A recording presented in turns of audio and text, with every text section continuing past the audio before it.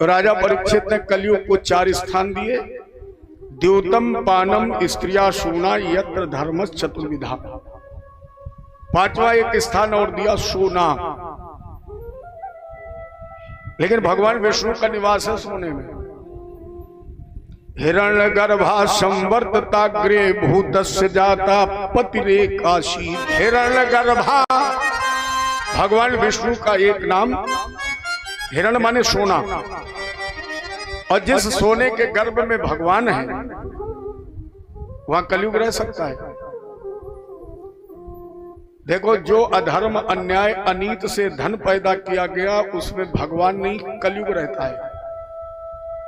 और जो तुम्हें पैतृक संपत्ति के रूप में या धर्म न्याय पुरुषार्थ से धन मिला है उसमें भगवान का निवास है। राजा परीक्षित ने सोना दे दिया। शायद बाबा ने इसीलिए लिखा है, जैसी हो भवतब्बता तैसी मिले सहाय, और ताई न आवे ताई पे ताई तहां।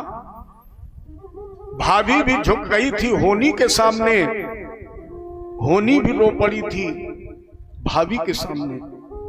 जो होना होता है वो होकर रहता है। राजा परीक्षित ने मगध नरेश जरासंध का स्वर्ण मुकुट, और जब जरासंध का मुकुट बांध लिया तो कलयुग को इनके सर पर बैठने का समय मिल गया। और हमारी आपकी बुद्धि कहां है? सर में। अब बुद्धि का जो कंट्रोलर है, बुद्धि का जो मालिक है वो कलयुग है। और कलयुग धर्म न ज्ञान विवेक। कलयुग में तामस बहुत, रजोगुण थोड़ा। कलयुग हावी हो गया। परिणाम स्वरूप एकदा धन रुद्धम में विचरण मृग्याम बने। मृगानुगता श्रांता क्षुदित त्रशोभृशम। एक बार शिकार खेलते खेलते क्षुधा से त्रसित राजा परीक्षित जल की आवश्यकता पूर्ति हेतु शमीक जी के आश्रम पर पहुंच गए। और शमीक जी साधना में रत थे। राजा परीक्षित ने सोचा ये पाखंडी है, अब सुबुद्धि समाप्त हो गई। कलयुग के अधीन है इसलिए कुविचार। और परीक्षण करने के लिए इन्होंने शमीक के गले में मृत सर्प डाल दिया। ये भी सब कलयुग की व्यू रचना है। नहीं तो लोग पूछ देते सर्प कहां से आ गया। जो होना होता है उसकी तैयारी पहले से सारी। अच्छा, भगवान कृष्ण ने जब भीम के माध्यम से जरासंध को मरवा दिया तो मुकुट क्यों सुरक्षित रखवा दिया? क्योंकि भावी को कोई मेट नहीं सकता है। जो संविधान बना है, जो कानून बना है, कानून बनाने वाला भी अगर उस कानून को संसद में पास करवा ले तो फिर उसे भी उसे काटने का अधिकार नहीं है। ये भगवान का ही बनाया संविधान है, तो सारी व्यवस्था पहले से। अपराध कैसा हो गया परीक्षित से? जैसा अपराध सती ने शिव के प्रति किया बिल्कुल वैसे ही अपराध हो गया है। और जब सती को मरना पड़ा तो परीक्षित क्या बचेंगे? अच्छा, एक गलती और, वो सती ने भी गलती की है और वो राजा परीक्षित ने भी गलती की। जब सती की परीक्षा में राम जी पास हो गए तो सती जी को क्षमा मांगनी चाहिए कि नहीं मांगनी चाहिए? लेकिन भगवान ने क्षमा मांगने का मौका ही नहीं दिया। और यहां राजा परीक्षित की परीक्षा में जब शमीक जी पास हो गए तो राजा परीक्षित को क्षमा मांगनी चाहिए। इन्होंने क्षमा नहीं मांगी। और जब क्षमा नहीं मांगी तो शमीक के पुत्र श्रृंगी जी ने श्राप दे दिया, इत लंघित मर्यादम। जिस भी राजा ने अधर्म का कार्य किया, मर्यादा उल्लंघित की है, अहो अधर्म पालनम पीनवाम बलिभुजामु। जिसने अधर्म का पालन करके मर्यादा का उल्लंघन किया वो राजा कान खोल करके सुन ले, उसकी मृत्यु आज के ठीक 7वें दिन तक्षके सप्तमे हनि, तक्षक नाग के काटने से हो जाएगी। और जब श्राप दे दिया तब इन्हें होश आया कि जब कोई व्यक्ति अपशब्द बोलता है, किसी को कड़वा बोलता है, श्राप देता है, तो उसका जो पूर्ण होता है, उसका जो तप होता है वो नष्ट होता है। श्रृंगी जी ने कहा मैंने आपेश में अपनी तपस्या नष्ट कर ली, इसलिए पश्चाताप में अपने पिता की गोद में बैठ करके रोने लगे। और जैसे रोने की आवाज सुनी तो साव अंगरशो ब्रह्मण श्रुत्वा शुद्ध विलापनम, अपने बेटे को रोते सुना तो विसृज्य पुत्रम पप्रच्छ वत्स कस्मादिरोदशी। शमी जी ने पूछा बेटा क्यों रो रहे? कहा पिताजी आपके गले में कोई मरा हुआ सर्प डाल दिया, मैंने श्राप दे दिया, उसकी मृत्यु आज के ठीक 7वें दिन तक्षक नागी के काटने से होगी। शमीक ने कहा राजा परीक्षित का यह प्रथम अपराध था, और एक धर्मात्मा को, जो धर्म का पर्याय है, जो धर्म का रक्षक है, एक छोटी सी गलती पर इतना बड़ा तुमने श्राप दे दिया।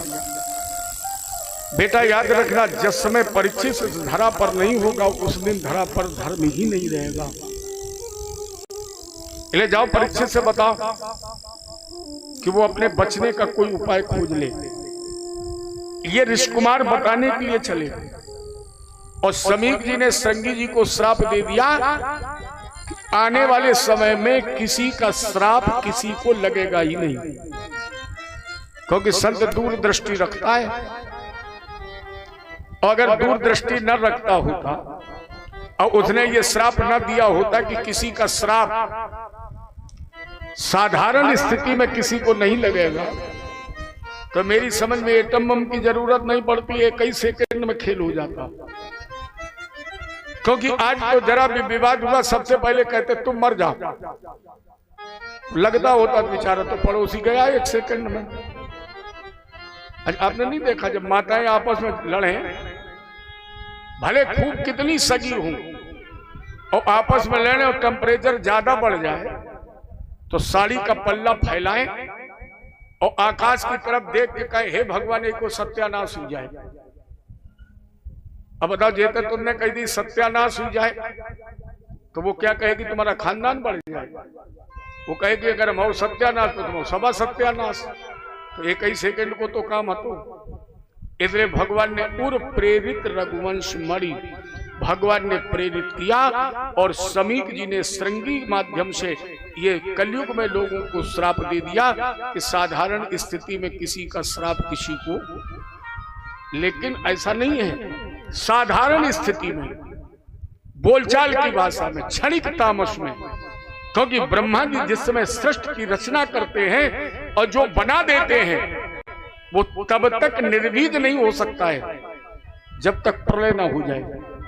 कहीं ना कहीं वो बीज रहता है, और आज भी वो बीज है, आज भी है। ऋषि कुमारों ने राजा परीक्षित को जाकर के बताया।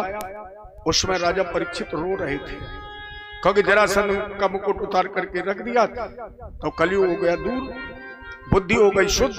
अब राजा परीक्षित को होश आया, इन्हें रोने लगे। अहो वयम धन्य तमान प्राणाम महत्यमानु गृहणीयशीला राज्ञाम कुलम ब्राह्मण पाद शौचाद अधूरा विसृष्टम बत ग्राह कर्मा।